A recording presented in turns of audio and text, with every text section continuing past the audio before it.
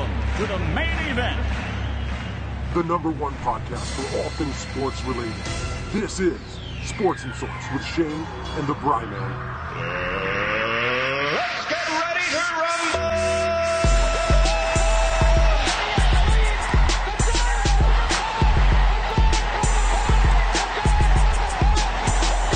This one by Mattingly. Oh, hang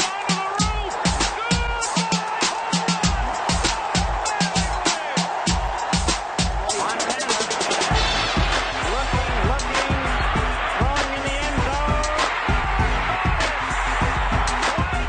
5 seconds left in the game. Do you believe in miracles? Yes! Little roller up along first. Behind the man. It gets through Buckner. Here comes Knight, and the Mets win it. Yes, welcome back to Sports and Sorts. This is episode 93, and I am one of the hosts. My name is Shane Moore. You can find me on Twitter at Einhorn And I'm the other host, the Bri Man. You can find me on Twitter at _Bri_Man. And you can find this show anywhere podcasts are played. Just type in Sports and Sorts into the search bar, and you will find us, or head on over to our website, which is www.sportsandsorts.libsyn, that's LIBSYN.com. And if you ever have any questions, rants, or anything like that, anything fun like that, any newsworthy stuff for us to talk about, send it on over to shaneandthebryman@gmail.com. You can also hit us up on Twitter at shaneandbryman and facebook.com/shaneandthebryman, where we will be going live very soon on Facebook, on our Facebook page, facebook.com/shaneandthebryman. We're going to be going live. We're going to be putting all of our weekly episodes, and we're going to be doing them more frequently coming up very soon. And the great thing about that is we will be also starting to add stuff to our YouTube page. We don't have an actual URL for it yet, but if you type in Sports and Sorts with the ampersand, if you type in that in YouTube, you should be able to find our page.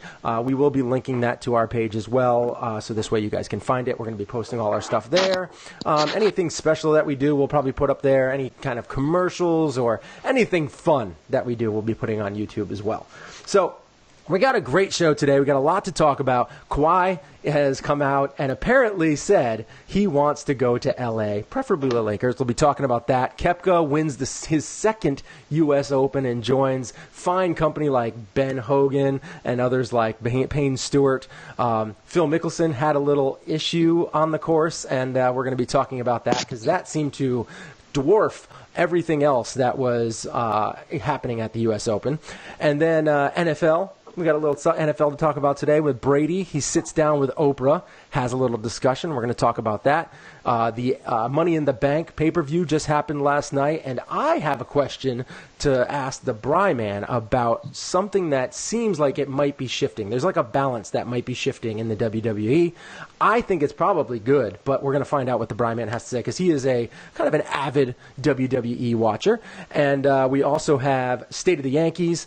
And I'm sure we're going to talk about something else. I don't know if the Bri Man saw The Incredibles 2 yet, so we'll see what happens. I did not. Oh, so because I want to go see that bad. I didn't get to see it yet either. But this whole weekend I was in this basement getting it ready, and it looks good. So we'll at some point in time, you know what? We'll do an actual filmed tour. Maybe the day that my brother and I come down to visit you, we'll go through and he'll take some high quality images and we can give him a tour of this fancy new basement because this facility. It is spectacular. I mean, the memorabilia that's on the wall, not just what you can see because there's like some wrestling stuff in the background. You can kind of see a Marino picture, but he has got stuff everywhere, and it's really well done. So shout out to you for the design of all that, but also to the company that Central Connecticut Carpentry. I'm going to give them a shout out. Yes, they did a very good job, and I'm very anxious to get up there to actually see it in person and also hook you up with all the extra sound equipment and lighting, all that stuff that we need for this show. So the one thing I was thinking about, because we're going live, I'm thinking to myself, man,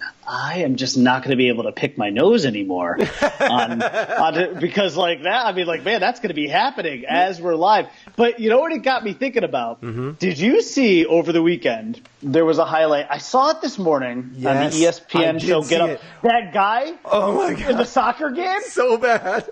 That is the most disgusting thing I've ever seen. He went front and back. He went front and back. So just in case you haven't seen it, I will give you a really quick recap of what happened. It was I don't know what game it was. I want to say it was maybe during the Mexico-Germany game. Mm-hmm. And the camera was focused on some guy.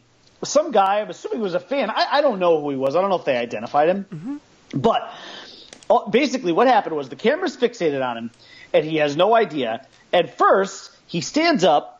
He takes his right hand, he inserts it down the front of his pants, Al Bundy style, except he goes he went down. Deeper. He went much deeper than Bundy. Deeper. Right. Al just goes like up to the knuckles. This guy went to the wrist, pulls the hand out, smells the fingertips. Then he's sitting down. And he's got this funky look on his face. You ever have that not-so-fresh feeling? Yeah, it was that. Then he sits down, and all of a sudden this funky, weird look comes out his face. And he's like, yeah, I think I need to check out the rear, too.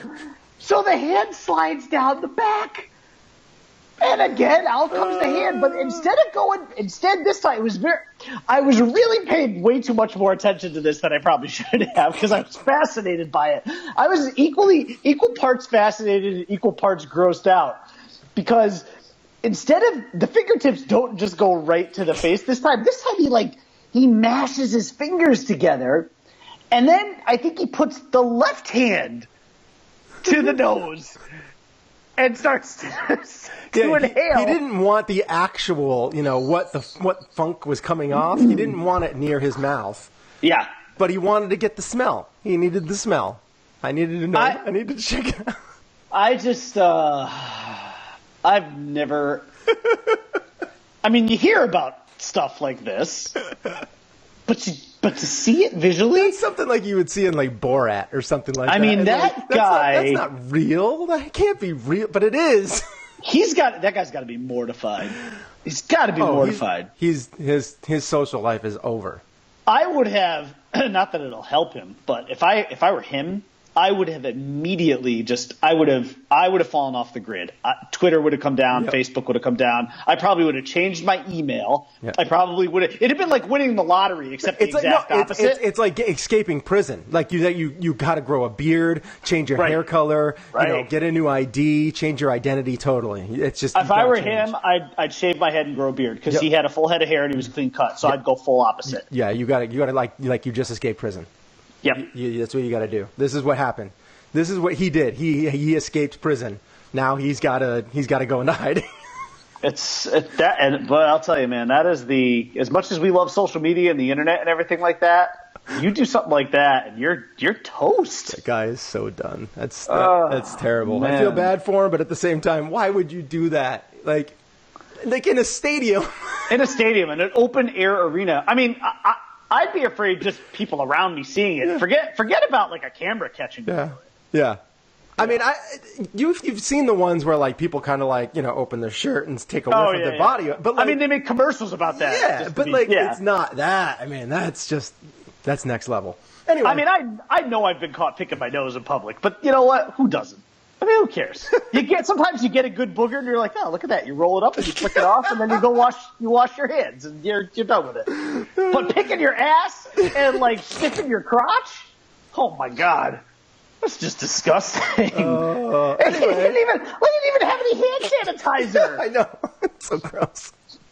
It's not good. Well, we got a great show today. So let's go. You are listening to Sports and Sorts with Shane and the Bri Man. All right, so first topic up today is one of our favorite things to talk about. I mean, I don't know if it's one of our favorite things to talk about. I'd like to talk about it. But is it just because we like the music? I mean, we definitely like the music. The problem is right now I can't find the music. I don't know where it went. I have no idea what happened to it. This is the kind of stuff we work out before we do go live. It's just gone. It's like not even there anymore. It disappeared. It disappeared. You know what? I know what you wanted. The good news is that I do back up everything for the most part. So I would say I probably have it somewhere. Like, please, oh God. There it is. All right. Okay, there we go. Thankfully, I backed it up. I was kind of smart there a little bit. So we have a little bit to talk about the NBA. Recently, just over the weekend, I think on either Friday or Saturday, Kawhi Leonard came out, and Wojnarowski, however you pronounce his last name. Wojnarowski. I'll just call him Woj. Woj. He came out and he said that Kawhi Leonard said he wants to go to LA. And wants out of San Antonio. Prefers Los Angeles. And he prefers Los Angeles. He wants to go to Los Angeles, preferably the Lakers.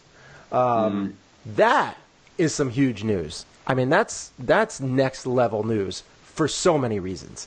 One, I mean, it stinks for you as a Spurs fan. A friend of mine, who actually listens to the show from time to time. He's also a Spurs fan. I had posted about his unhappiness about I had posted about Kawhi Leonard being unhappy in San Antonio and possibly wanting to trade. I posted a clip on there. He posted a very angry face emoji on that, and unfortunately, it seems like this is likely going to happen.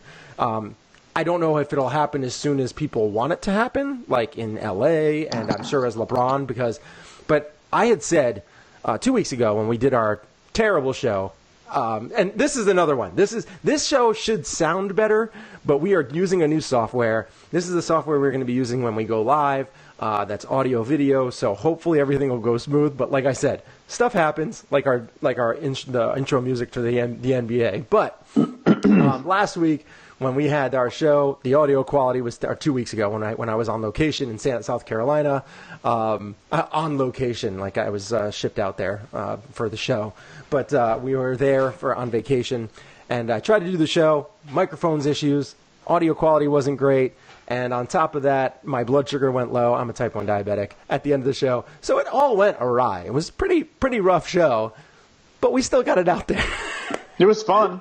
It was fun. It was fun in like a drunken way. Yeah. So hopefully everything will be straight here and we'll be good to go. But this whole thing with LA and LeBron, I think I had said that during that show that he was definitely going to go to the 76ers. I felt like there was no other option. Then this dropped. And I'm sorry, 76ers, but I think LeBron is a 99.9% chance he lands in LA now. I think he's going to land on the Lakers. I think he's going to take over that franchise, and he is going to bring probably Paul George with him. And on top of that, he's also going to figure out a way to get Kawhi there. It might not happen until the beginning of next year because they can wait as long as they want. The Spurs can wait. They don't have to trade him right now. They don't have to get rid of Kawhi Leonard, right? They still have him under contract. Yes, they do. It's not up to Kawhi, even though he has he's drawn a line in the sand, and that's going to hurt his value for other teams. Other teams are going to be like, no, we're not going to trade for him as a rental, because why would I trade for him as a rental, get rid of all my players and picks, and not be able to keep him? So if he wants to go to LA, if that's the place he wants to end up, he's just going to end up leaving, so he's not going to get anything. So the only place that he can get, that the San Antonio Spurs, with the great GM and coach that they have there, they're going to want to get the most they can get out of Kawhi, for Kawhi. And it seems like a Brandon Ingram, maybe a Kuzma, because I know the San Antonio Spurs wanted Kuzma in the draft, and they didn't get him in the draft. So maybe a Kuzma and Ingram. I know they're not going to want to go anywhere near Lonzo Ball. No. Nobody wants that circus. I think that even Magic Johnson and the Lake Show, everybody in the upper management there, I think they all want to get rid of that circus. Did you hear about over like last week how they came out with like a rap video, and then he came out with like a diss track against Kyle Kuzma and everything like that? No. So all that stuff happened and blew up, and the Magic Johnson and all the upper management there was furious, and they put a kibosh. Like Kuzma was supposed to come out with a rebuttal diss track to Lonzo, and it never came out because they basically like called him up more like, if you put that out, like you're never gonna play again.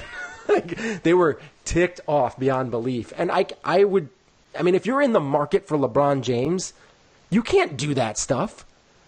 You're never going to get him. He doesn't want to come to that circus. He, as of right now, did anybody see what happened when J.R. Smith did what he did? Like, that's the kind of stuff he doesn't want to be a part of anymore. No. He wants to go somewhere where they are men and they are winning. And that's why Paul George will probably go in there, because he is a man and he will win. He's a great two-way player. He wants Kawhi. Kawhi is one of, if not the best two-way player. LeBron isn't quite the best two-way player anymore because he has to take time off on defense from time to time because he's old. So He's probably the top three. Maybe he might be second still. But I mean, you're talking you would have three of the top maybe 8 two-way players in the game on the same team. That team would really put it to the Warriors, and I would love to see it. And I wouldn't mind seeing Lonzo Ball on that team being the point, because he gets people open. He won't have to shoot. He just needs to get his free throws up to snuff. If he can shoot over 70% from the line, then you're talking. I mean, that team is golden at that point in time. So as of right now, I am really. I wouldn't say. I'm not surprised that this is happening, but I am. I don't know. I'm actually happy because I hope LeBron gets more titles, and if this all works out the way it seems like it might, he's going to get more titles. He's going to get at least 2 with the Lakers if this happens. For me, it's obviously disappointing and sad because this was a guy, as a Spurs fan, that I think we looked at as the heir apparent to Tim Duncan and the guy who would lead the Spurs into their next generation of championships. And it just doesn't seem like that's going to work out. Something happened last year when this injury took place. I think the Spurs felt like, and I'm sure Kawhi did not like, and unfortunately Kawhi has an entourage, and these guys are in his ear, and all they're telling him is, the Spurs don't appreciate you. They don't appreciate what you can bring to the table, blah, blah, blah. And these guys are getting in his ear. And this whole injury thing really threw a monkey wrench into this situation because, the way the Spurs handled it, calling team meetings, Pop making references to, his guys, as in Kawhi's, his people who are helping, and then his own medical team, his group, I think he actually called them. It really just created a divide, and it just looks like it's irreparable at this point, which is unfortunate. If you're the Spurs, though, to your point, this is one of the top 3 players in the league. You're not going to give him away for just anyone or anything. No. It's going to have to be a combination of players and draft picks. Like the Lakers would have to do Kuzma, Ingram, and they would have to give like 1 or 2 draft picks away. Yes. Again, because Kawhi Leonard, again, not only is he a current top 3 talent, but he's also only 27 years old. Yeah. So you're going to have a lot of good years out of him. He's got 4 prime years left, at least. Yep. So, I mean, and his body type and his athleticism probably suggests that you might get 6 really good years out of him. You could, yeah. So when you trade for a guy like that, you are trading for a guy who you believe is going to deliver multiple titles because he's also shown you he can do it. He has won an NBA title. Yes, he did it on a team with Tim Duncan, but he was the NBA Finals MVP in 2014 when they beat Miami. So it was already at that time transitioning to becoming his team, So now, as a Spurs fan, I can tell you that this is such a tough scenario because, first of all, the Spurs and the Lakers do not have good trade relationships. There's a little bit of a rift there. So I don't care he wants to. And I'm sure R.C. Buford and Greg Popovich certainly don't give two craps whether or not he wants to go to the Los Angeles Lakers. They're not going to accommodate that. Right. If he ends up in L.A., it'll be in free agency. But I would be shocked if they traded him to the Lakers. Like, absolutely floored. Really? Yes, because I don't. These Wouldn't two you teams want to don't get something for him, though? But I think you have other options to get something for him. I don't know. Honestly, I think the Celtics could be a landing spot for him. I don't want to trade him there either, for obvious reasons, because I hate anything Boston. But I could easily see them sending Kyrie Irving over and probably that Memphis Grizzlies 2019 first round pick that they have. Yeah, but even if he doesn't want to sign there long term because he lives in L.A. No, I know, but I don't see the Spurs at this point accommodating him in any way. Why would you? I wouldn't. If I'm R.C. Buford, I'm like, screw you. I'm going to do what's best for this organization, not for you. Yeah, that's tough. Yes, he helped deliver a championship, but you know what? He delivered a championship in the Tim Duncan, Manu Ginobili, and Tony Parker era.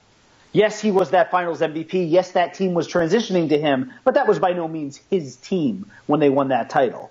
So this guy, although he means a lot to your organization, he's made it clear he doesn't want any part of you. I mean, I'm sorry. Look, if you can't play for the Spurs, if you can't play for Greg Popovich and want to be part of an organization that has done nothing but win in the past 20 years, then I don't want you on my team. Yeah.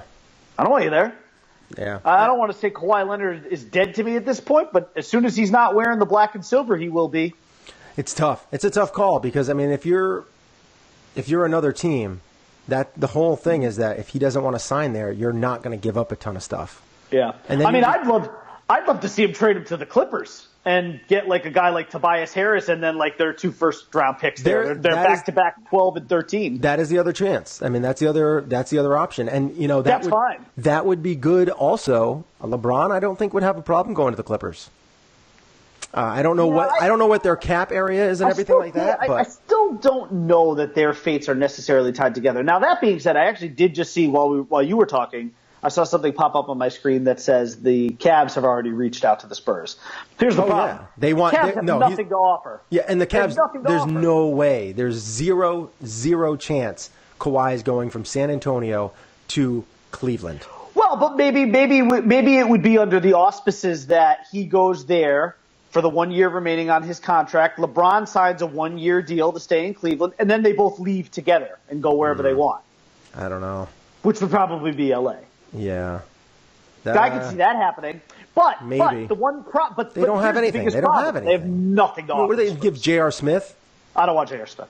Yeah. Please. Well, of course you don't. I mean, who does? I don't want even if they give him Kevin Love, and they would need Kevin Love. No. But they would need it. They need him. If they get if they get Kawhi and LeBron, that's not enough. There is not, and here's the other thing too. They're not. It's not like they have high draft picks. They're in the NBA Finals every year. Well, yeah, but I mean, I think they don't. They have the 8th. Oh, do they? Do they have another teams? I think they have. I think they got one of the, the Celtics or the it was the Brooklyn. Team, yeah, but you know what? That and the rest of the trash on their roster is not worth it. Yeah, it's the 8th pick overall, I believe, and that's it. No, there's nothing there. And a little bit. I guess this does in some way speak to Kawhi Leonard as far as a happiness thing, but he's leaving a Supermax deal on the table too, which is kind of he's leaving $219 million on the table, so he must really want out of there. Yeah, something really happened bad with him and Pop, and it's sad. It seems like it's done. All right. Unfortunate.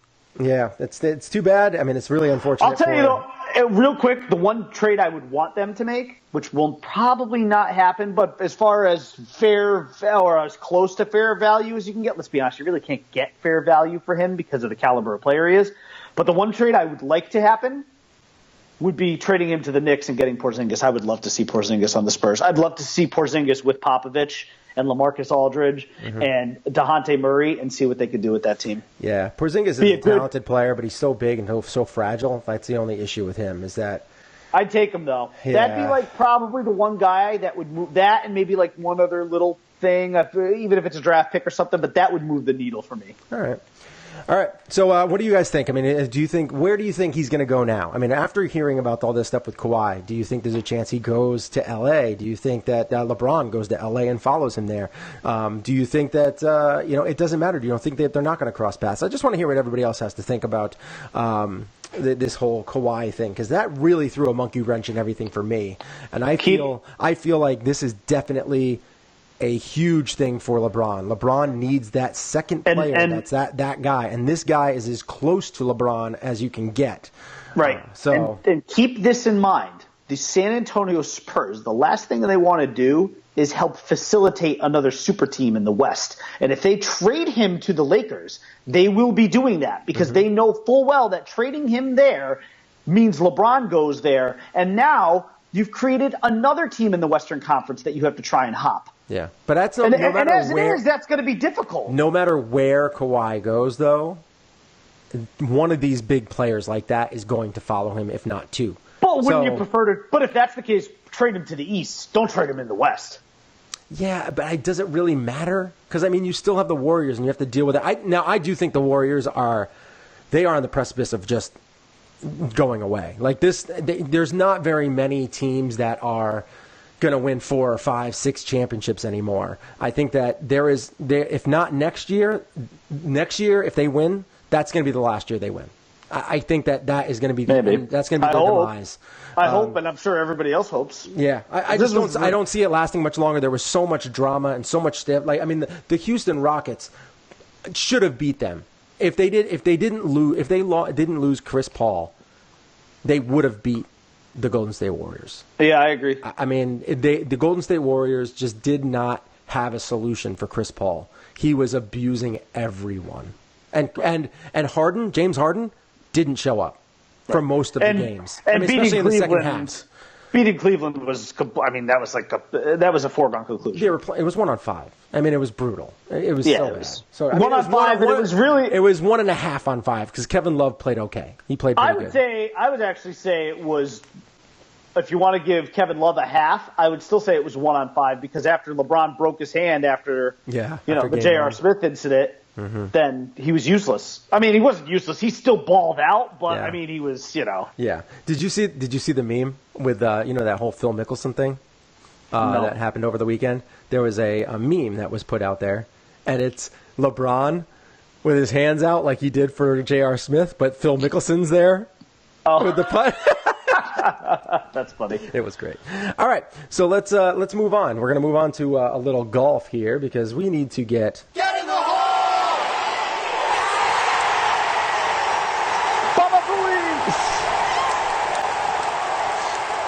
So Koepka wins his second in a row U.S. Open. And this is one of those things, as far as it goes for me, is he wins again. It's just a wash, rinse, repeat. Koepka winning majors is just brutal. Like this. Yeah, it's pretty bad. It's not. He is not exciting. He is so vanilla that it's just brutal for the game of golf. Patrick Reed winning the Masters, I felt was good, even though I can't stand the guy. He's Captain America, the name that he got. Like, it's good because I think that he equals a villain. Like, when you have Tiger and Jordan Spieth missing cuts, that's ugly. It's brutal. Yeah, when you have Phil playing like garbage, it's brutal for the game. Yeah. Like, they need these guys to play well. And nobody is there. Like Dustin Johnson choked. I don't care what you say. I mean, yes, the course is really difficult and anything, but he had like a 4-shot lead, and he ended up finishing the tournament 3 over, and he was at 4 under par going into the weekend. Like that is a choke, and he does this way too often. Yeah, I have to tell you, I hate tournaments that end where the winner is major tournaments that end where the winner is over par. It drives me nuts. It just drives me bonkers. I don't mind that. That doesn't drive. I don't care about that much because I think the way they set up the U.S. Open is they wanted even par to be the win. They wanted even par to be the win, and that would have been. But But this was like going back to Shinnecock was like backlash by the USGA after what happened last year because whoever it was like 15 under. He was like 16 under last year. Yeah. Koepka. So, interesting thing about Koepka. I mean, like when I look at him though, I kind of see like a young, well not young, but like a mid-career Tiger Woods. He's built big. He's a big dude. He drives the ball really far. He's a big. Yeah. He's like a linebacker. Yeah, he's a big guy. But he is. But why are vanilla. we only hearing about him this time of year? Can he not compete in these other tournaments? I think he does. I think he does well for himself. But he's just a vanilla dude. Like at least with Dustin Johnson, there's some little off the field drama, that follows him around. He kind of says whatever he wants to say. I don't know what this guy's personality is. I mean, he dresses very kind of blah on the tour, and then when he's off, he has this commercial. I wish I even had it. I had watched it recently where he likes to look really good when he's not playing golf. Like he wears these super nice like tuxes and suits and all that stuff to all these different events. Like I don't care. Like do something interesting. Dominate. Yeah. How about that? Dominate the game. That's what I want to see. And there's so much competition. Parity in golf is going to be the demise of golf.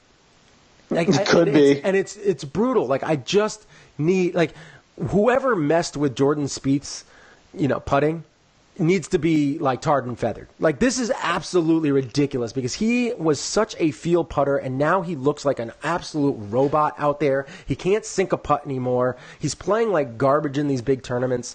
You need him to be dominant because he had 4 majors by the time he was 25. If there was ever going to be a Tiger predecessor, like that is the guy. Spieth is the guy. He was going to be that guy.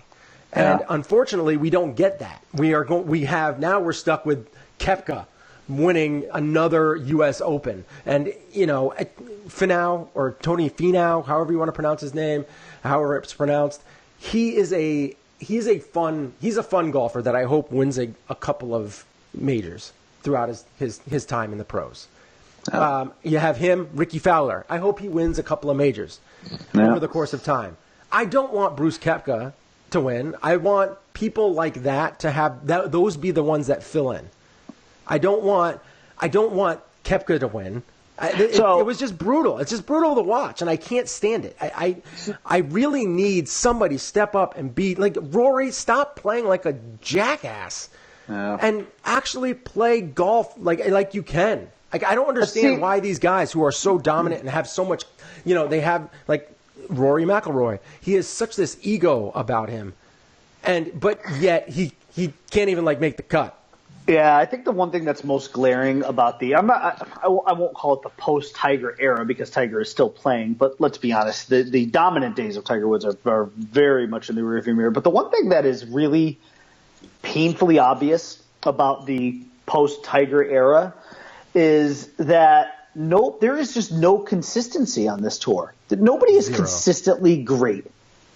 If you get a Rory win or a Jordan Spieth win, they're never back to back or these guys just can't put together great years. Now, some of that is Tiger's fault because for years we dealt with this dominance, and then Phil had a nice little run too of dominance, and in golf we have had that. And we've had transitions from sort of one generation to the other. I don't really know who Tiger transitioned to in this era. I mean, if there was one guy, I guess at the top of the list, I guess it would be Jordan Spieth, but he hasn't really taken that brass ring, though. Yeah, but you have Dustin Johnson, too, who's always up there. He's close. And he has the off-the-field drama a little bit. I think all you can say is that these guys are consistently inconsistent. Yeah. That's it. Now, let's at least throw a little credit toward Brooks Koepka. I mean, winning 2 U.S. Opens in a row you're in some pretty heady territory as far as guys who have done that. Ben Hogan is a name. Payne Stewart was a really good golfer. A loved golfer.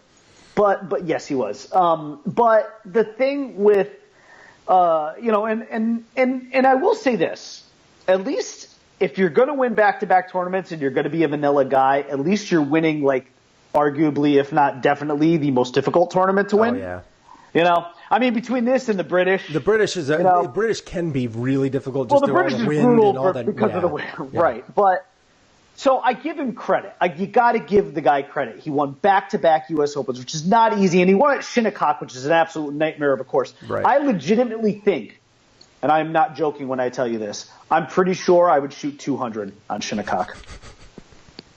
2 bills. We got to get out and golf soon. Oh, you don't want that. No, we got to. Come on, you don't really want to be on the golf course. We got to get long, out there, take some video, FaceTime Live, all that kind of stuff. Get on God. Come on. Oh, I mean, hey, I just played at Fox Hop Yard yesterday for Father's Day. I played Fox Hop Yard, which is a really nice course. Yep. The greens they were in pretty good shape, but they have a lot of undulation to them. They break really well. Yeah. And I started off first 3 holes 1 under par. I had par, Very birdie, nice. right? Nice. Finished. I shot an 89, 17 over. Do you ever hear of this place called Top Golf? Yes. Yeah, I was on Denver. I was in Denver last week on business, and we actually went with the client to awesome. Top Golf. And you know what? I mean, forget about like the scores and stuff like that, because that's kind of but I actually hit some. I had not picked up a club in I think 3 years, but I had some pretty good shots. Yeah. They need to open one of those around here. It is awesome. I think they have one in Rhode Island. It's an amazing experience. The 4 levels. I mean, it's like cool. Driving range meets I don't even know. It's a really cool setup, and the food was actually pretty good too. Yeah, I really would like one of those to open up around somewhere like around here. I would go. It'd be impossible to get it because they would just be like it would just be crammed. I mean, all the time. Yeah. I mean, you wouldn't be able to get in for like 2 years. Yeah, right. Until it starts to slow down a little bit. But even then, I mean, that would be a lot of fun. I would love to do that. It was fun. We had a good time. We had a really good time. All right, so we also had something that happened in golf, and we had mentioned it a little bit before. I'm pulling up a little clip right now, if I can find it. I have so many windows open.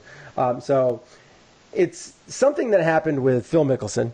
He had a little, I wouldn't say a faux pas, because he followed the rules. But we will, real quick, here is what happened. We're going to give you a little audio from a little interview that was done with Phil. Phil, it's a simple question. What happened over at 13? Look, I don't mean disrespect by anybody. I know it's a 2-shot penalty, and at that time, I just didn't feel like going back and forth and hitting the same shot over. I took the 2-shot penalty, moved on. It's my understanding of the rules. I've had multiple times where I've wanted to do that. I just finally did. Did you think the ball was going to roll off the green when you hit it? No question. It was going to go down into the same spot behind the bunker. It wasn't going to have a shot. And I don't know if I would have been able to save a shot or whatnot, but I know it's a 2-shot penalty, hitting a moving ball. I tried to hit as close to the hole as I could to make the next one. And, you take the 2 shots, you move on. Does it show disrespect to the championship? It's certainly not meant that way. It's meant to, take advantage of the rules as best as you can. And in that situation, it was just I was just going back and forth, and I'd gladly take the 2 shots over continuing that display. All right, so that I'll finish it right there. That was pretty much all we needed to hear. That covered it. For me, I felt like this is kind of also what's wrong with golf right now is that Bruce Koepka, he won the tournament, right? He won again, like wash, rinse, repeat. It's kind of boring, but he won, and it's a big thing because he won back to back. That's like rarely ever done. So, but Phil Mickelson, because he's such a big name and he overshadowed Koepka's win. It stole the show with his hitting the ball before it stops moving, and then there's this whole thing going on. Did it tarnish Phil Mickelson's legacy? And the buzz right now, from what I have gathered on Twitter and Facebook and everything, is that, yes, a lot of people are saying that he tarnished his legacy and he made a mockery of the rules. And this right here is another reason why golf is crap right now. Because people bend the rules in their favor all the time. And it's up to the league to change the rules to fix it. On an annual basis. The what? The Patriots do it on an annual basis. And I really feel, in this case, Phil did nothing wrong. He accepted the penalty that he was going to get, and he was way out of the hunt. So who cares? I think that this should have just been a funny story, but because the golf community is so uptight and cranky, they want to run Phil out of the game, which is absolutely the dumbest thing I have ever heard. Because he played by the rules, so get over yourself, golf snobs. This is absolutely ridiculous. These are probably the same people who also probably use their foot wedge on the golf course when nobody's looking. These golf snobs, right now, you are in timeout. You know what? You're going to bed without dinner. Go take a nap. Wake up with a better attitude, because this is ridiculous. This should have been a funny situation. This should have been one of those laughable moments in golf. But instead, the golf community turns it into this big, oh my God, he needs to be run out of the sport. That is just such a mockery and blatant disrespect of the rules. Sit down and be quiet. That was fun. He was way out of it. Who cares? He was just trying to save himself a couple strokes. He was trying to bend the rules in his favor, and I think that there's nothing wrong with that whatsoever. What do you think? I don't think there's anything wrong with it. I do it on the golf course all the time. Now, I will admit that I'm not Phil Mickelson, and I'm not playing in the U.S. Open. But look, I also do think it's a little bit of a shot across the bow of the USGA, because this tournament is brutal, and the way that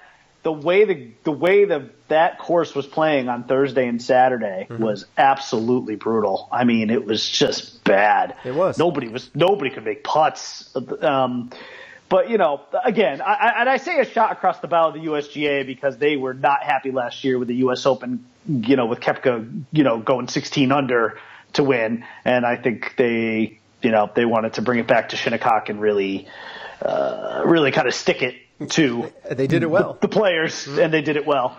I don't care. Who cares? First of all, anything about this tarnishing his legacy, that's just ridiculous. Yeah. I'm sorry. I saw multiple polls that basically said he should be tarred and feathered. That's so stupid. The only thing that will tarnish Phil Mickelson's legacy would be the insider trading crap. That's about it. Yeah. Nobody cares about this. Will you remember this next week? I won't. I'll be on to way different things. We will not be talking about this in a week. Tarnished his legacy. Give me a break. The guy's won 5 majors. Him deciding to chase down a putt that he knew was going to roll into a bunker or off a cliff somewhere and just taking the 2-stroke penalty is a non-story. Roll back to the tee box. Especially a non-story when at that point you're already 15 over and you're completely out of the tournament. Who cares? Who cares? It's dumb, and I'm not sticking up for him because he's my favorite golfer. It's because who cares?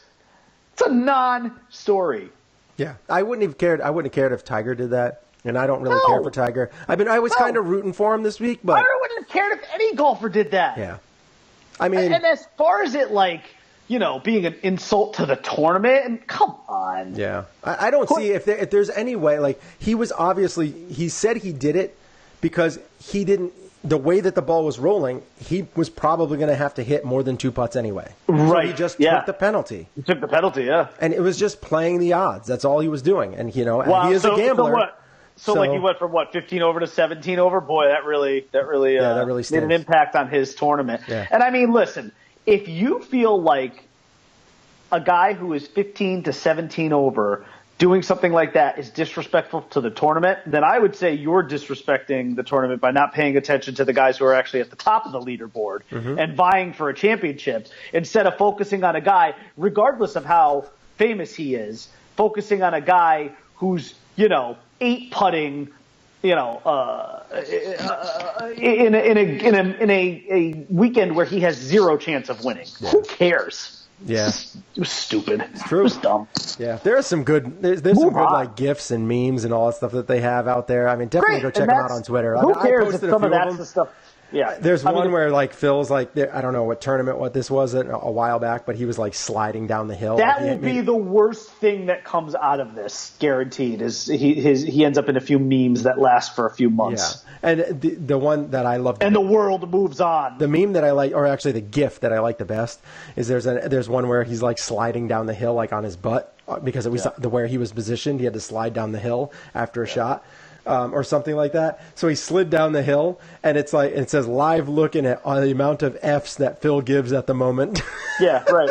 Just sliding down the hill on his butt. By the way, Brooks Koepka's. That's right, Brooks. That's right. He is winning life right now, though. I mean, he's got a second straight U.S. Open, and he has an absolutely gorgeous wife, which apparently she's a model. Jenna Sims. Yowzas. Good for you, Brooks Koepka. He's winning. He is winning. All those golfers win at life. Yeah, no, I know. Koepka just won almost $2.2 million for this tournament. Right. Yeah, Take he a couple deserves it weeks too off, for winning. Seriously. Go on vacation. Forget about the Travelers. Hey, yeah, just and take the next major off too. Yeah. Okay. So maybe Jordan or Rory. Just come back next year for the U.S. Open. Right, just come back for that'd be great, huh? If you just gave one tournament every year. Imagine if you just kept winning though. Oh my Lord, God, that would be brutal. I mean, I guess when he wins 5, then I'll be like, all right, he's the real deal. Then they'll change the name If of he the wins trophy. another major within the next year, I will eat crow on all the Koepka stuff that I've talked about. Well, you might not though, because I don't think your issue is so much with him. I think it's with his vanilla personality. I think. But if you're dominant, if you're dominating, I can take a vanilla personality. Like if you are an absolute you're dominating your sport, I can take the vanilla personality. That I don't mind. It's more of the sprinkling in of the Brooks Koepkas or Brooks Koepkas. I keep calling him Brooks Koepkas. Yeah. That's more bothersome to me. But if he wins 4, all right. Now 3, 4. Now we're talking. Now we're talking. Okay, he has the potential to be a dominant force. But the problem is these guys win 2 or 3 and then they just fall off the map. Like Rory won 4 and he's like off the map. Jordan Spieth won 4 and now he's like, missing cuts.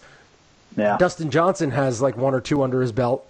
And he's missing cuts, or not missing cuts, but he's choking on big stages. It is amazing. It is amazing what this tournament does to the best of golfers, though. I mean, guys miss cuts, and the best players in the world miss cuts on this U.S. Open stage. It's crazy to me. It's brutal. I mean, I get it. I mean, it's not a big deal. I mean, guys can you can have a bad week, right? Anybody can have a bad week. Well, yeah. But man, oh man, I can't even imagine how brutal that golf course must be. Yeah. All right. Well, let's move on to the next. Actually, before we do that, we're gonna take a quick break. We will go to Pass the F and Popcorn because they are movie podcast, and I will send you a little promo right here for them.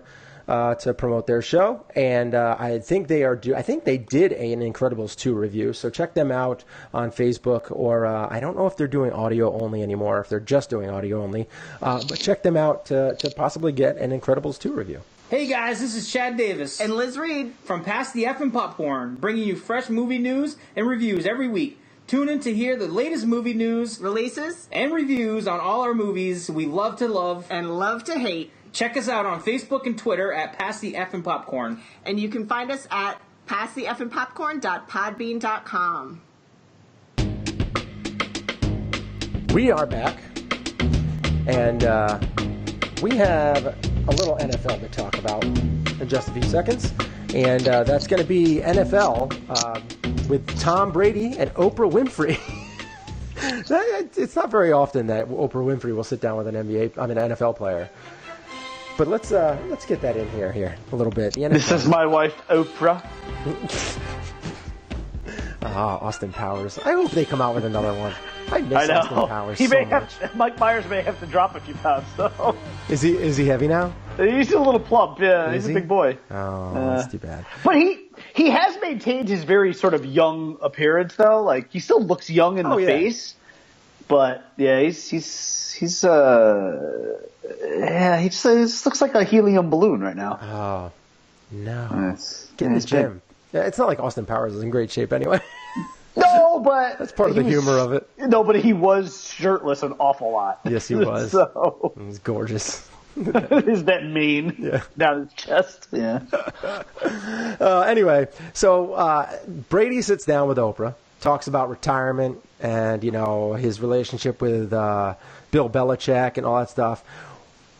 You were the one who sent me this article this morning.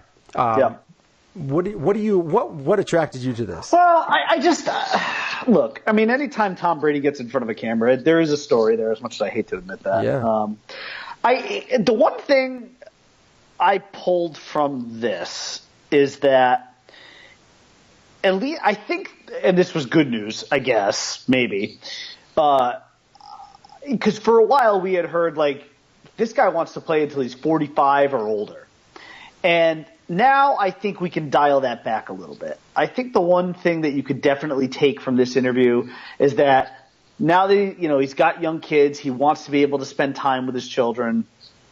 I think the one thing you can take from this is that he does, and he said it. He said, I can clearly see the end now. Like the end is much more in plain sight than it was.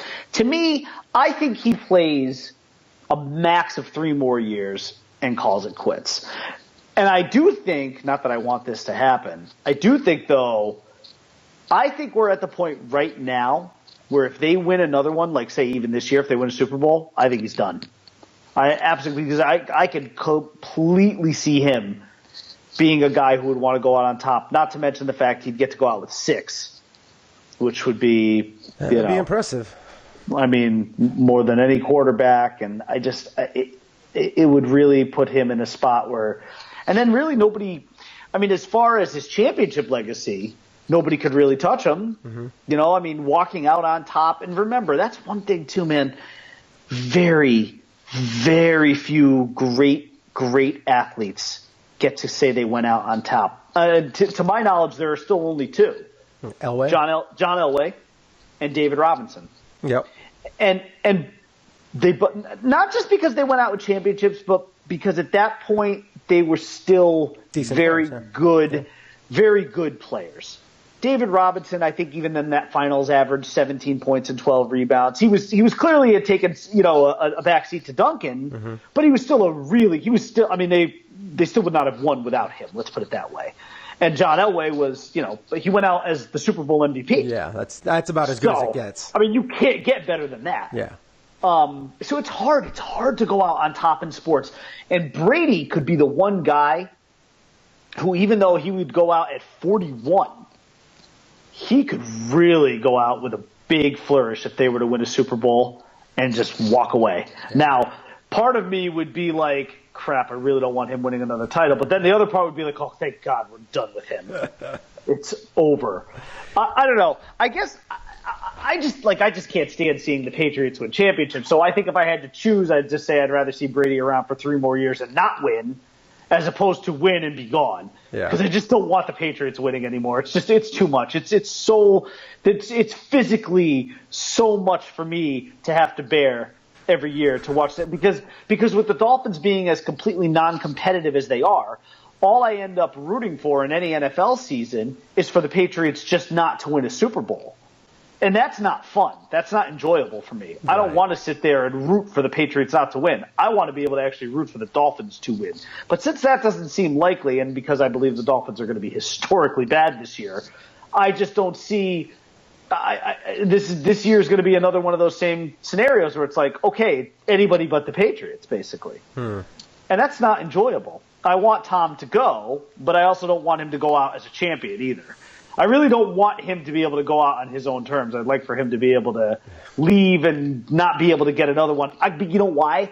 Because as I've said for the last couple of years since we've been doing this podcast, I want to see Tom Brady go out, and I want to be able to watch his dilapidation take place. I want to be able to watch his skills erode bit by bit. I want to see him become mortal. I want to see him get, I want to see his kryptonite. I want him to. I mean, he just won an NFL MVP trophy and he's 40 years old. It's annoying. I mean, I can't think of anything more annoying.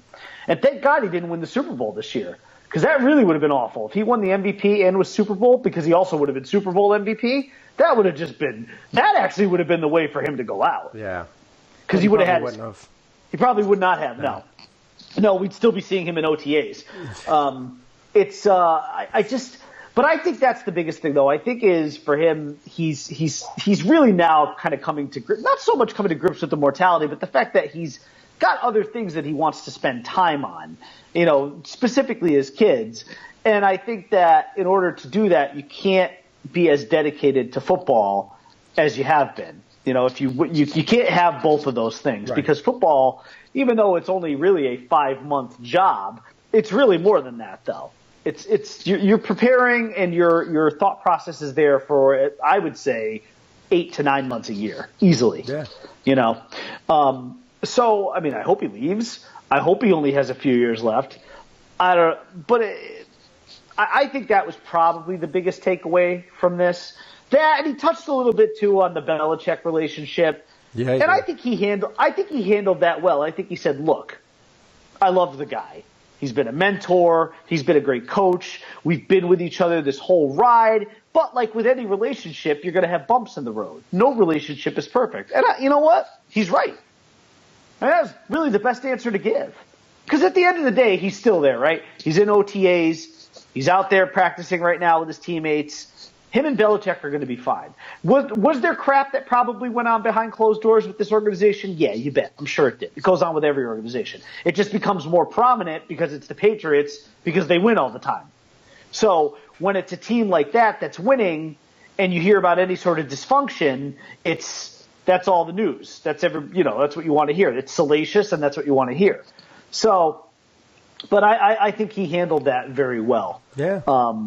I think he gave the best possible answer you could give. I don't know if you had any additional thoughts. It was about as Jeter. It was about as Jeter of an answer. Yeah, about as Jeter-esque. It was great. Yeah. I think it was a very well done interview. He asked the questions that needed to be asked, and he answered them the way that they should have been answered. I mean, unfortunately, I'm with you though. I think that he's going to figure out a way to retire. He even handled the Deflategate thing well, even though I don't believe a word that came out of his mouth about it. Yeah. He you know what, his demeanor is such though that, but that's the difference though. When you're being interviewed by Oprah, she's not going to grill you. She's not gonna grill you like that. That's not her Especially style. about things like that. She doesn't have to. She's Oprah. She's the most powerful woman on the planet. She doesn't need to go after you like that. You know? She can, it doesn't matter. 1 million people, just hearing that she interviewed Tom People, 10 million people are going to tune into that because it's Oprah. Yeah. So because I'm Oprah. So, I mean, it's just, that's just the way it is. But he handled the Deflategate thing well. He basically was like, look, I just decided to take the bullet because I could tell it wasn't going to go in. And like, it was a no-win situation for me that, I was never going to he felt like, I was never going to get a fair trial, so to speak. And he just took the 4-game suspension and, went about his business. Yeah. Cause that's what guilty people do. Yeah. Right. Guilty people don't fight it till the bitter end. They just say, I'll take it. It's fine. I don't want to be a bigger distraction to my team. Yeah, we'll still win. Even though I didn't do it, and they did win that Super Bowl, and that's made it even more annoying. Yes, it is. All right, so we're going to move on to another one, but real quick, we'll take another quick break. Send you on over to the Nick and Vince podcast, and then we will be right back after that. So here they are, Nick and Vince.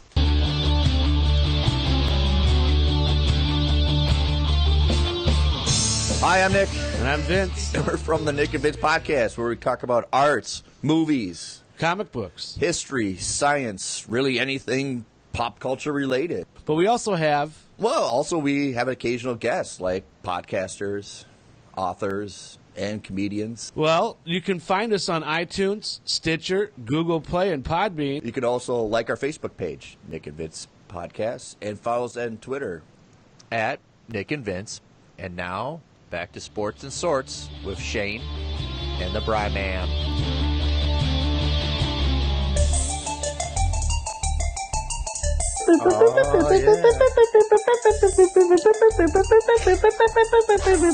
I love that. I can't tell you how much I love that music. I like when it starts thumping. I see aliens breakdancing every time I hear it. It's great. All right, so we have right now, we're going to get into a little bit of this. Well, let me tell you something, brother. Oh, yeah.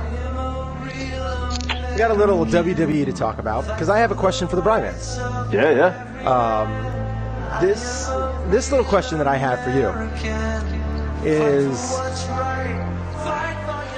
the WWE erupted yesterday on Twitter. That's all I saw last night was Twitter erupting about the Money in the Bank pay-per-view. And, AJ Styles apparently won another won his championship. He retained, yes. But what happened was everything got overshadowed, it seemed which was and during this pay-per-view was the females' performances, particularly Ronda Rousey. Now, do you feel like this WWE is going to turn into like a more female-driven league, as long as if Ronda Rousey can improve upon her mic skills? Because that's the one thing that she's lacking on right now. Do you think that this could potentially, because she is a transcendent star, do you think that this league could possibly turn into a more female-driven league for not just maybe just a short period of time, like a 5-year span or something like that? But do you think it could potentially, if she ends up being that star? I think what Ronda will do is she will bring complete and total balance to it. But as far as the women being like completely at the forefront, no. It seemed to overshadow it on Twitter and Facebook. It seemed like the women overshadowed everybody else. Without a doubt it did, and that's what Ronda Rousey's presence can do, because she's a crossover star, and she's not just a crossover star, but she was an MMA legend and a Hall of Famer there, and a champion, and she really helped put the women's division of MMA on the map. I wouldn't say she didn't put the women's division of WWE on the map. They were moving forward very nicely with the women's revolution, but what she does is she puts it over the top. So, but what I really think ultimately is that she helps bring it to a point, and actually last night's pay-per-view was a really great example because there were, equal parts men's and women's matches for the most part. She really will help bring complete and total balance to the WWE, where you're not just focused on the men's. It's not even like I really think she can bring it to like a 50-50 balance, and I think that's one of the most. I think that could be like one of her, obviously her MMA legacy is huge, but as far as her overall legacy, really bringing the women's division to that level where they're at the men, to the point where the women, and I actually believe this is going to happen next year, and I believe she's going to be in it. I believe the main event of WrestleMania last year, the last match to go on, is going to be a women's title match, and I believe it's going to be Ronda Rousey, probably against Charlotte Flair. That would be my guess. Okay. If I had to bet the house on that, I would bet that it's a women's match and that's the main event, and that Charlotte is the champion and Ronda is going for the title. If I had to, guess. One of to kind of elaborate on my question a little bit. Do you how was that? How was her match against? So, by the way, so I can tell she is vastly improving in the ring. It's happening really fast. It does not surprise me at all. She's an unbelievable athlete. Mm-hmm. So it doesn't shock me in the least that she's doing well.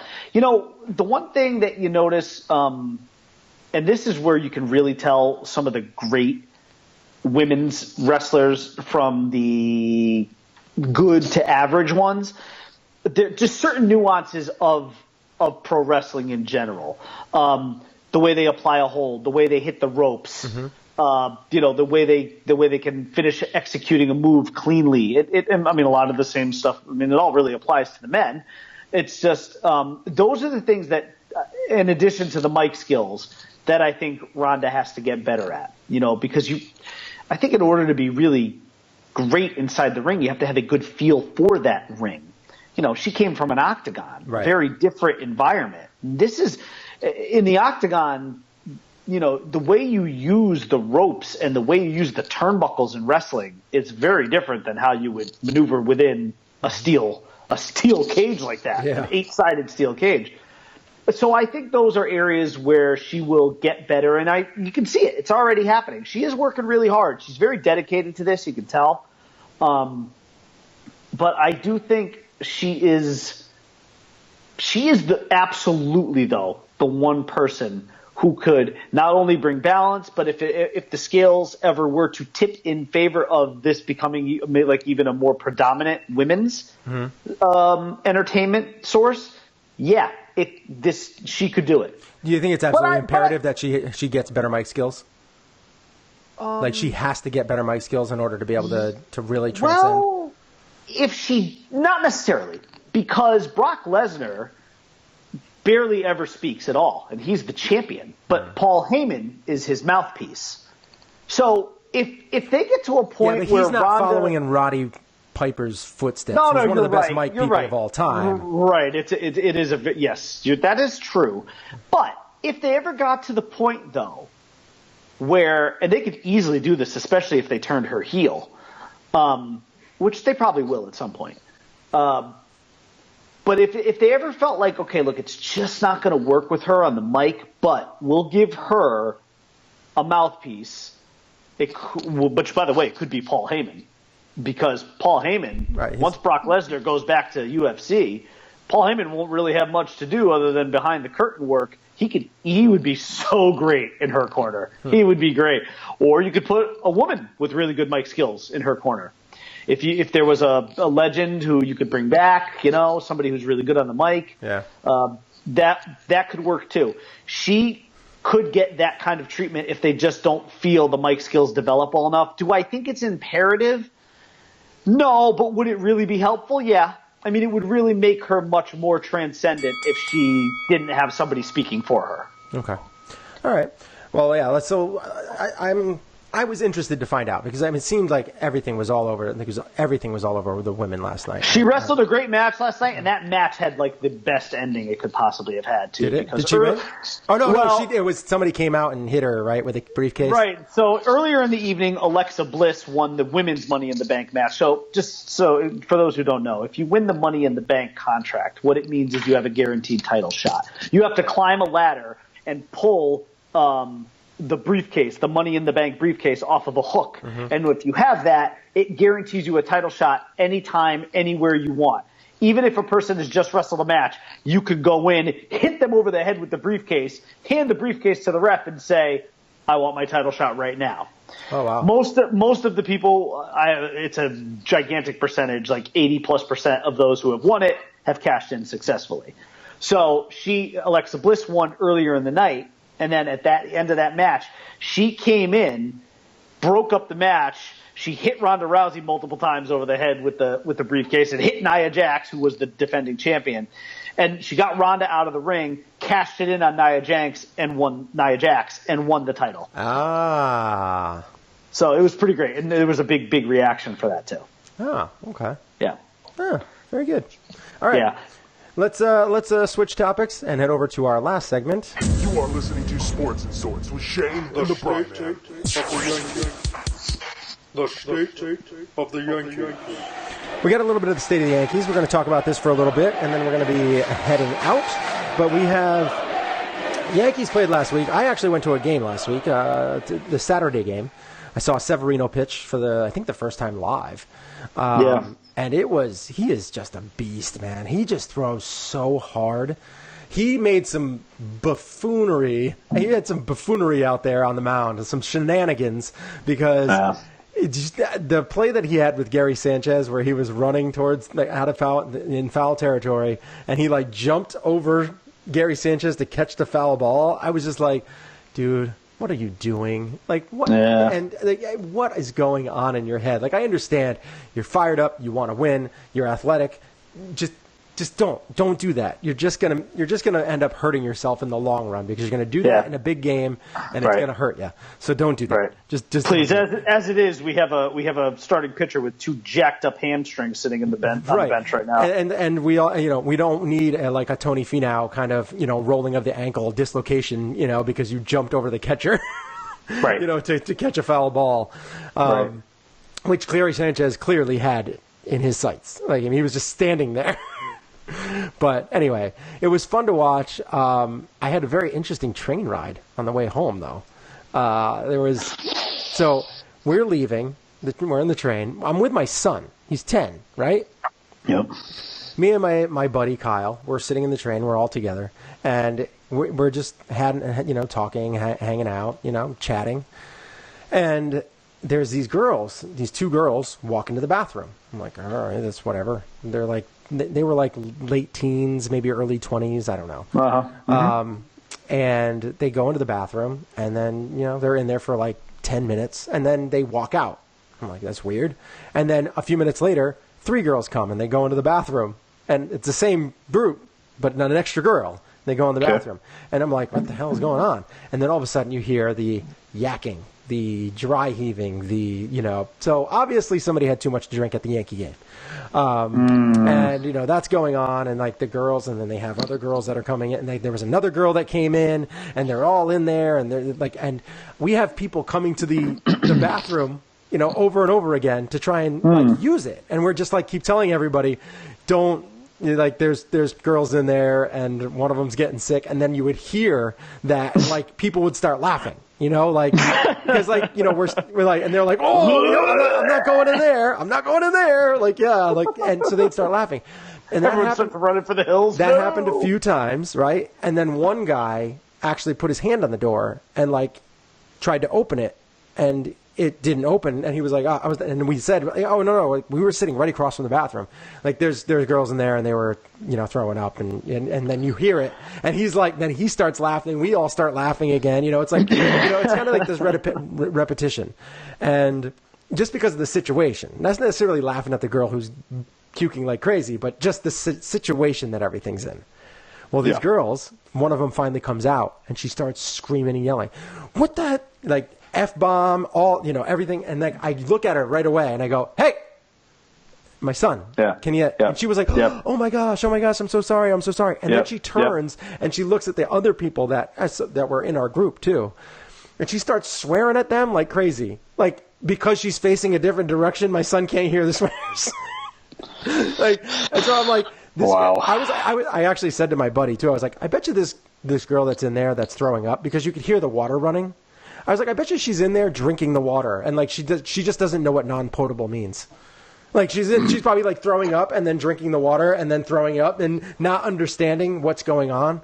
But so this was going on, and eventually all the girls came out, and I had at that point in time gotten my son, and we moved to like further away to get away from him, just get away from the whole situation.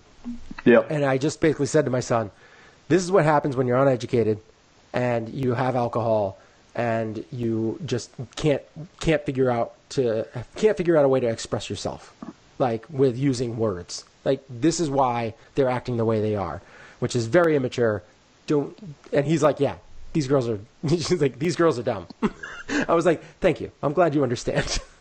And so we kind of like sat away a little bit, but it's still going on in the same car. And, so this is all going on to the point of where now the group that I'm with, one of the guys like walks through, and because he's like, can you guys stop yelling and screaming and all that kind of stuff? And he walks by, and the girl like kind of whacks him on the side a little bit. Yeah. And he screams at her. He's like, don't you dare hit me. Don't you dare hit me. And then he runs and he gets the conductor, and the conductor pulls over the train, and then police are coming on, and the girls are getting arrested. Like, it was a fiasco. Like, that is what, not true New York Yankee fans are. Like, that's what that is right there. Like, they are just there to get drunk and be stupid. And that is not what I wanted to be a part of. Unfortunately, I was. It was kind of comical. It was also a little disturbing, and unfortunately, my son had to be there. But I think he rolled through it with a good idea of how not to act, which is good. Right. Because I was like, and that's what happens when you act like that. See what happens, and like you see the girls getting handcuffed, you get arrested. So, I'm glad he got the full Yankee Stadium experience. Sounds about right. So anyway, that's the kind of stuff you would have heard about, like in the old stadium. I'm surprised that it happens in the mall. Well, it didn't happen in the mall. This was on the train on the way home. Oh, okay. So, yeah, this was the train. The train on the way home. Yeah. So. Okay. Well, all right. So at least he got the positive, Yankee Stadium experience. Oh, seeing a win, seeing Sevy. He had a blast. He watched Sevy pitch. His favorite player, Aaron Judge, hit 2 doubles. His second favorite player, Stanton, hit a home run. My favorite player hit a home run, Gary Sanchez. It was back-to-back and a belly-to-belly, and he was saying that all the rest of the ride home. He was really excited. He was like, "This is the greatest day to watch a game," and so he was having a phenomenal time. He had 2 hot dogs. He had cheese fries, cotton candy, lemonade. Wait, did he have the garlic cheese fries? No. Oh, God, those are unreal. Those are unbelievable. Have you ever had those? I have, yes, I have. That is my favorite thing in that stadium. Is it really? Is those garlic Sometimes I get disappointed because they get too soggy. But I love garlic. God. So, yeah, they're soggy with cheese. And garlic. And garlic. Yeah, it's delicious. So anyway, this week, last week, they did well. They finished 4-2 in the week. I believe that was their record for last week. Yeah, because they split with the Nationals and took 3 or 4 from Tampa. Yes, and that's about about fine. right. Yeah. I think we would have both said that. And then they have a doubleheader tonight. Another one. Yeah. They have to finish the game that they had from May 15th. And then they're going to play their other game. And then they have Seattle for 3, and they have Tampa for 3. So, I mean, it'll be interesting to see how it goes, because I know Seattle's been playing a little bit better. Seattle's tough. Cruz has been mashing lately. So this is going to be interesting. I mean, they should still win 4. I guess they're playing kind of 8 games this week. That's going to be brutal. I would say if they're playing 8 games, I think this week, because of the schedule, if they go 4-4, I'd be happy. This is going to be tough. Yeah, I would. Yes, I would agree. I think I'll agree with that. I think 4-4 is a reasonable ask. Yeah, it's a lot. I mean, and then look, Seattle's 20 games over 500. They're a good team, and they split with the Red Sox over that long weekend series. Yeah. So if we lose 2 or 3, we can't really go too crazy as long as we either sweep or take 2 or 3 from the Rays. Yeah, I mean, and then we split with the Nationals. I'd be fine with that. I just think it's amazing, and I am somewhat enjoying the fact that Seattle is doing this without Cano, especially given the circumstances of Cano's suspension. So yeah. I think it's Giambi had some comments about him over the weekend. Jason Giambi? Mm-hmm. What did he have to say on Sunday? Because they had like a little bit of an old timers kind of vibe going on Sunday. They had Giambi there. I think Pettit was there. And Pettit also a steroid user. So what did they have to say? They had to say they were shocked. They were actually shocked that he got involved in that. That he really got caught. Because Teixeira wasn't. Yeah, he wasn't. But Pettit and Giambi was like floored. He was like, I cannot believe that. It was like really shocking to him. Yeah. Interesting. It's crazy. Okay. But anyway, I think the bigger issue with the Yankees here is it's painfully obvious to me after watching all this over the last couple of weeks that I actually sent this text message to the Yankees group over the weekend. I said this bleep will fly right now, but come October, it's Sevy and a prayer, because after Severino. I guess I kind of sort of trust Tanaka in a playoff big game. Just based on his, but honestly, he's only pitched good games. But really, I'm sorry, they absolutely, positively, 100% need another starter. I don't know if it's going to be Jay Happ. I don't know if it's going to be Cole Hamels, but they need somebody.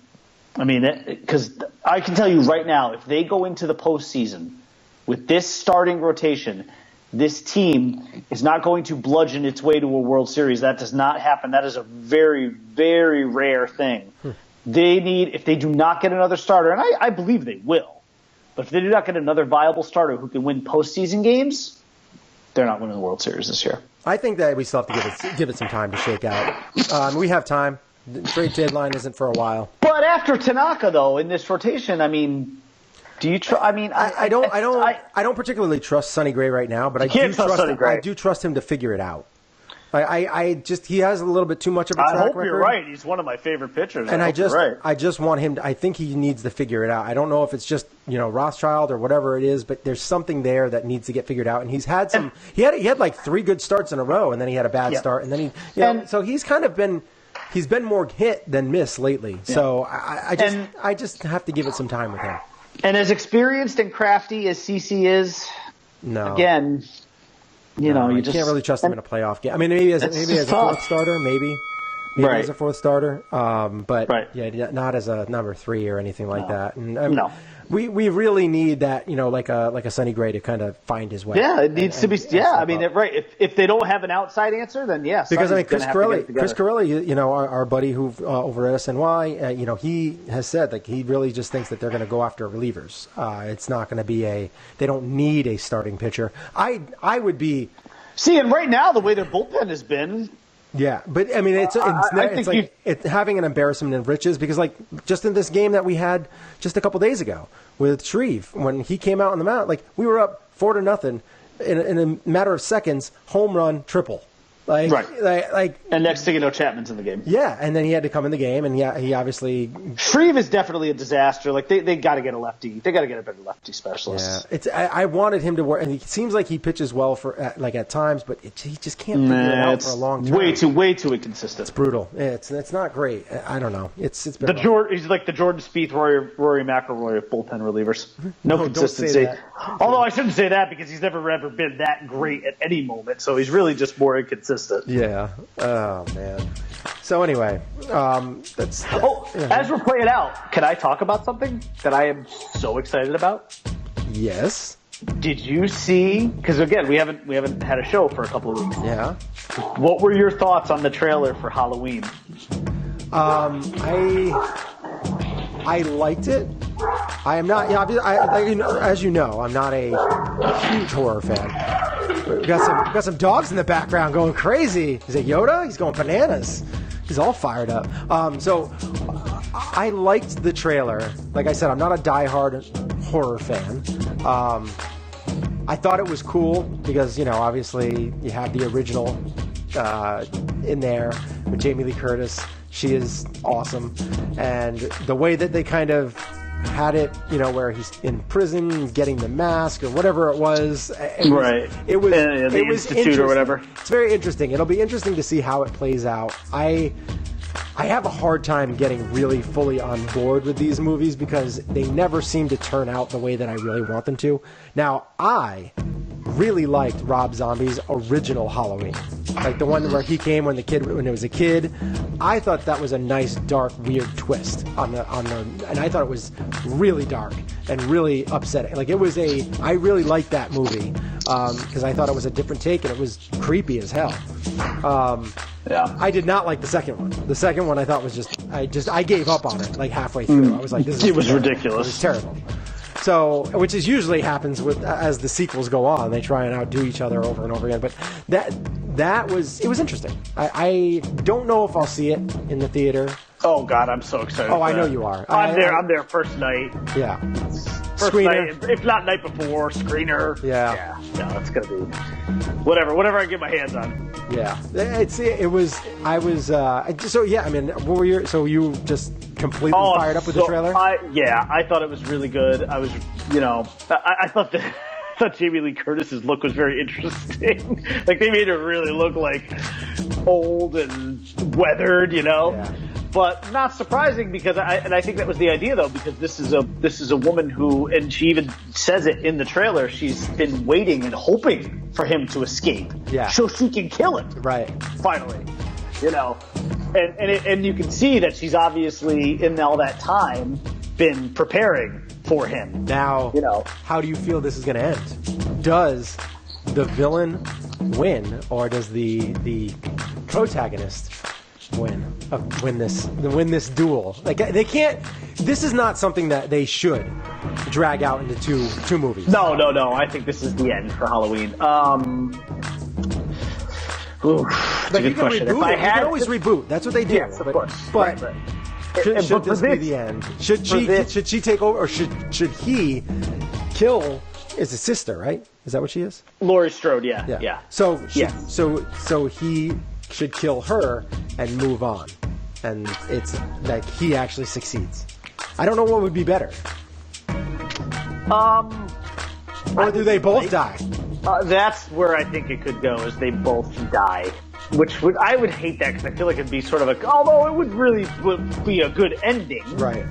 Because honestly, like, at this point in her life, I mean, look at her. What else does she have to live for? Even if she lives, even if she kills him, I mean, what does she have to live for? I do think there is the possibility, though, that you get a very classic Halloween kind of ending where she kills him, thinks it's over, but then he's back. Mm-hmm. And maybe, like, it ends, like, cuts, goes to black with maybe, like, her about to get killed, but you don't know. Yeah. Who knows?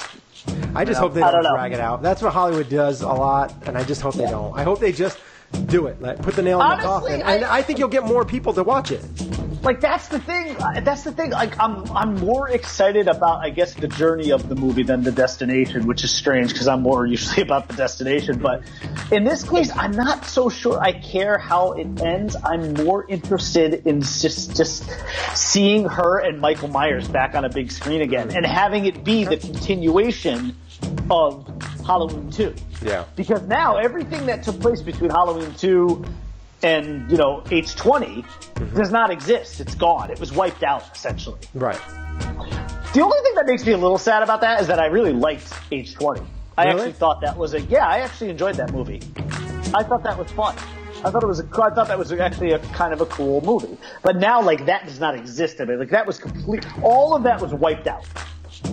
I don't even remember. I'm especially it. glad that Halloween 3 was wiped out because that's one of the worst movies ever. Is it? The Season of the Witch, which actually had nothing to do with Michael Myers. It was just like that whole mask factory and all that crap. It was so weird. Don't ever watch it. Don't. It's just, it has like no tie-in to Michael Myers with the exception of there was a Halloween 4, right? Yeah, I think Halloween 4 is Revenge of Michael Myers, and I think I saw that in the theater. Return of Michael Myers. I don't know. I think I saw 4 in the theater when I was. It gets up to 6, and then I think it goes from 6 to H20. All right. Yeah. These horror movies. But 1 and 2 to me are that's really more like just one movie, because 2 picks up right where 1 left off, and this picks up basically 40 years after 2 ends. Wow. So, old people. Yeah. Some old geezers killing each other. Yeah. It's too bad Loomis is dead. Like the actual guy who played him, he's long dead. Oh, yeah. Although he would have been like 100 years old though at this point. So I don't really know how he could have factored into this movie. But I'm very excited to see it. October 19th can't come soon enough. Oh, it's close to Halloween, too, of course. Oh, yeah. Perfect. It's perfect. I'm going to be so in the mood. I want to see Medea's Halloween 3. That's what I want to see. God. All right. I still haven't watched those. I got to watch those. You did. Yeah, you should definitely, especially the first one. The first one's really good. It's fun. Yeah. It's funny. All right. So that's it for our show today. You can find find me on Twitter at @IKnowNewsFinkel, and you can find the Bri Man on Twitter at @the_Bri_man. Next week, I believe we're going to have probably have Damian Diden. He's going to give us our the draft recap. Yes, we're going to have him give us the draft recap from the MLB draft that happened a couple weeks ago. He's going to supply us with that. He may even have him on. Who knows? I actually read his thing. I don't know. I think he put it on Fansided or something like that about his grades for the Yankees draft. I think he gave them a B-. I didn't look at his Red Sox one, but I did take a look at the Yankees one. It's very, very thorough, as only Damian could be. He is a very thorough journalist, that's for sure. And then we also I'm going to reach out to Chris Corelli. We'll probably have him on in a week or two. Have him back on the show again, and just getting ready and geared up to finally go live, which is going to be happening very soon. So very soon, I'm going to be bringing up that equipment and probably within the next couple of weeks, dropping it off, setting it up, smacking it up, flipping it, rubbing it down. Oh no! Oh no!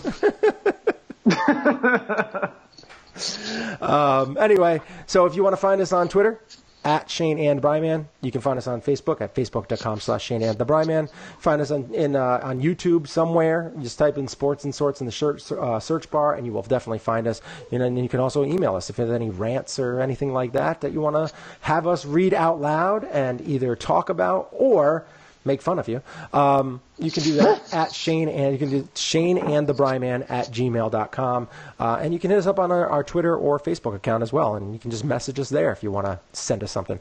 But we will be going live very soon, probably at the latest at the beginning of July. This is the first time we've recorded using this software. I'll be interested. I'm going to post this on YouTube probably in a little while. It's going to take a while because it's like an hour and 20 to 30 minutes. So it'll take a while to actually upload, but I'm going to try and do that and have that on YouTube as well, and start putting some content on there. So thank you very much for listening, and we hope you had a good time. We'll be back again next week with Sports and Sorts. Stay classy, Planet Globe. Shane and the Bri Man. Go ahead, now you can say it. Oh, stay classy, Planet Globe. Peace out, guys. You are listening to the Sports and Sorts podcast.